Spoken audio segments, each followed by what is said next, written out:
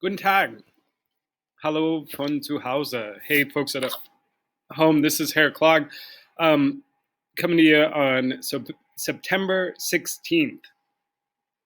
And this is for those of you wondering what we're doing September 16th, 17th in German 2. Here we go. We're working on being able to answer the question, Wann hast du Geburtstag? As a review. And then I also did another mini lesson about verbs that separate. Before we go into those, I want you to make sure you can do a couple of things. Can you get on your online textbook? Please send me an email if you have trouble accessing that. It should be located at emc.bookshelf.emcp.com. If you have any trouble finding your online textbook and getting it to work, please let me know. So I wanted to make sure students could still answer the question, Wann hast du Geburtstag? We watched episode 8 of Cafe Julia today. I'm going to pass that along to you guys here soon. And the theme of that episode was birthdays. I said just a minute ago today is September 16th. And one thing I want to point out is when you say the date in Germany, when you write the date, September 16th would look like this. 16.09.20. Okay, so day, month, year. And it's the same way when you would say when your birthday is. So if my birthday is September 16th, let's say, ich habe am 16. September Geburtstag. Ich habe am 16. September Geburtstag. Now I would have gone around and had students answer that question about themselves. I paired students up and had them ask each other. It's kind of tricky because you need to know your day that you were born, so like first, second, third. Those in German go to ersten, zweiten, dritten. And then fourth would be vierten, fünften, sechsten, siebten, achten, neunten, zehnten, elften, zwölften. What I'm saying is essentially first, second, third, fourth, fifth, that TH in English for most of them. Zwölften, dreizehnten, vierzehnten, fünfzehnten, sechzehnten, siebzehnten, achtzehnten, neunzehnten, zwanzigsten, 21sten. So any of those in the 20s is going to be STEN at the end of the number. 21sten. So that we worked on practicing that. I want you to maybe figure out how you would say your birthday by the next time we see each other, whether it's Zoom or I'll ask you that on a quiz or a test. So try and practice how to say ich habe am 5. April Geburtstag. Down here, I did another quick review on verbs that separate, so I'll walk you through some of that information too. Some verbs in German have a prefix. I kept calling it prefix for some reason, prefix. That will separate from the rest of the verb. The prefix will go where? We've talked about this already. You watched some things about it. Where?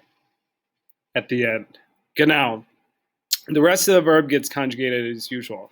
I get it. You haven't conjugated verbs in a long time, and I'm expecting you to make mistakes as we try and get back in the swing of things. If you're not making mistakes, I'm going to wonder how much you're using things like Google Translate. Okay, so if I ask you to write things and you're worried about conjugation, don't be too worried. But where do the prefixes go?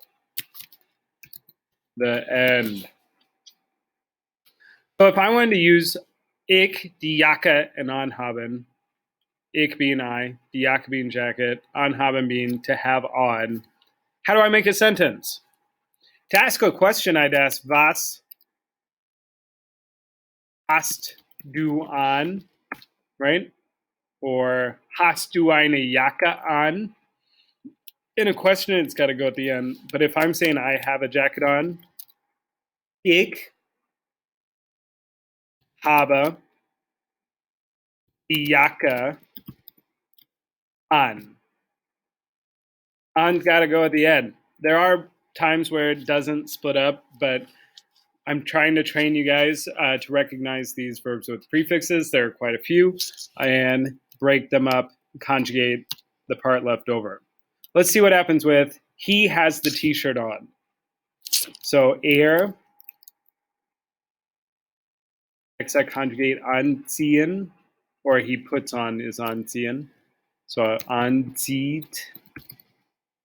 Nein. Because what? On has to go to the end. Zieht das T-shirt an. I was just talking about conjugation. You don't need to be able to conjugate perfectly. And especially with like aussehen. Let's see what happens there. Aussehen means to look. So this is how you compliment or put down someone about what they're wearing. It's great.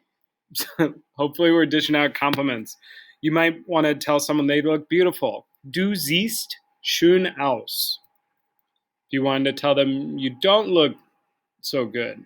Du siehst nicht so gut aus. But notice where aus is going. Du siehst.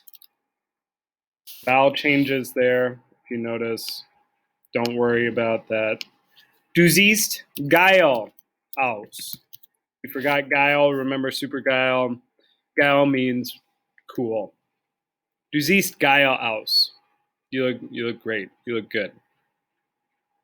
All right, I'm going to stop there so we don't get too caught in the weeds. We did a few more practice exercises with this in class. If you need more help, please let me know. I'll get you more resources about separable verbs soon. We will practice this again before we quiz over it. But we are going to kind of shift, you guys, into finding resources in the chapter 9 page soon. I'm going to be revamping class pages to try and make things easier to find. So if you've been frustrated with knowing what to do and where to find things, hopefully next week class pages will look a lot better. That's it for right now. I'll have maybe one more update by Friday, but that's basically it for this week.